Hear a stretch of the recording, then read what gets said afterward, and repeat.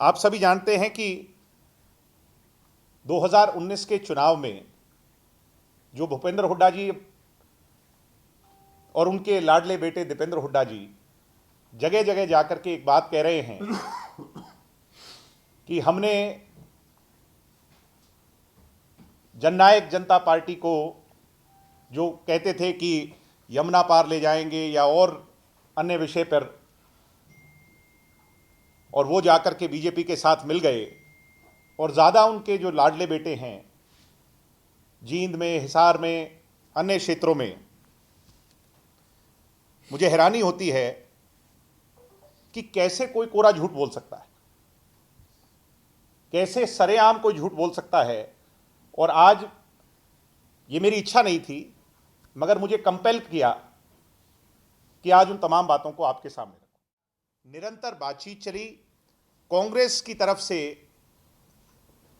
ये बात कही गई कि बहुत सारे लोग इस बात के लिए राजी हैं, तैयार हैं कि दुष्यंत चौटाला के कॉमन मिनिमम प्रोग्राम के साथ सरकार बना ली जाए। अन्यथा एक व्यक्ति ऐसे हैं भूपेंद्र हुड्डा जिनसे भी बातचीत हुई, मैं बात कह रहा हूं उसको थोड़ा सा गौर करें, जिनसे भी बातचीत हुई और उनके द्वारा एक ही बात कही गई कि पहले समर्थन करो फिर मुद्दों पर आएंगे, पहले समर्थन करो फिर निर्दलियों को साथ लाने का सोचेंगे, पहले समर्थन करो फिर आगे बात होगी। यानी नकारात्मकता, जो नकारात्मकता भूपेंद्र हुड्डा की रही उस दौरान, परिणाम स्वरूप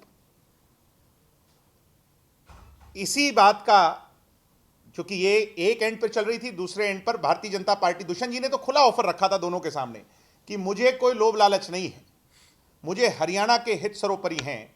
इसी दौरान भारतीय जनता पार्टी की टॉप लीडरशिप से बातचीत हुई और भारतीय जनता पार्टी के तत्कालीन राष्ट्रीय अध्यक्ष जी ने इस बात को स्वीकारा कि 5100 पेंशन हो, 75% आरक्षण हो या महिला को 50% इक्वलिटी देने की बात हो, हम इन्हीं सभी मुद्दों पर सहमत हैं।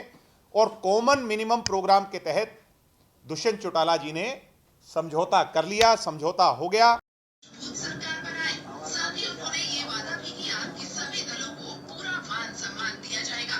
हरियाणा के पूर्व सीएम भूपेंद्र सिंह हुड्डा ने जेजेपी की मांगों को लेकर जवाब दिया। ये सारे चैनल है, ये सारे चैनल है।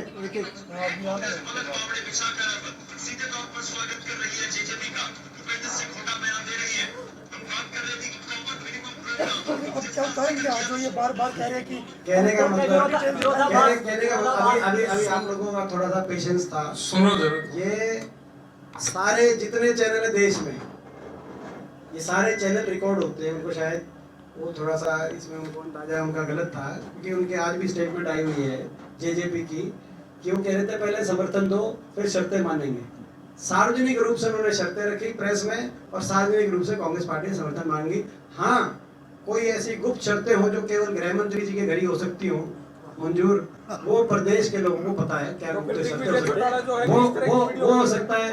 देखो, एक शर्त तो कांग्रेस पार्टी कभी नहीं मानती, प्रदेश को यूं लूटने की छूट तो नहीं देते जो बीजेपी ने यूं प्रदेश भ्रष्टाचार और प्रदेश को लूटने की छूट, कहीं कोई शराब महकमा, कोई एक्साइज महकमा, कहीं कैसे कैसे महकमे, ये शर्त हमें कांग्रेस पार्टी को कभी मंजूर नहीं हो सकती थी।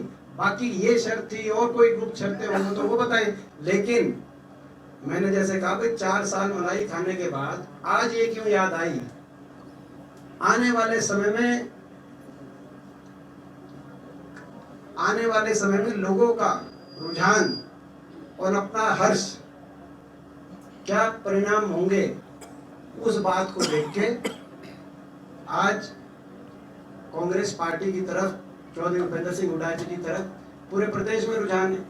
इसीलिए कोई भी दल हो, सबकी दल, सारे दलों के या तो निशाने पे कांग्रेस पार्टी हुड्डा साहब हैं, या हर दल की तरफ से बात आती है कि उनसे समझौता कर लिया जाए। आईएनएलडी की तरफ से आती है कि समझौता करें, जेजेपी की तरफ से बात आती है कि हम समझौता करना चाहते थे। तो ये आज जो है आज की हरियाणा की राजनीतिक वास्तविकता के प्रतीक हैं जो बयान आ रहे हैं।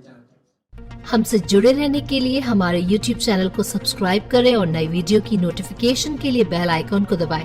अगर आप ये वीडियो Facebook पर देख रहे हैं तो लाइक जरूर करें और ज्यादा से ज्यादा शेयर करें। धन्यवाद।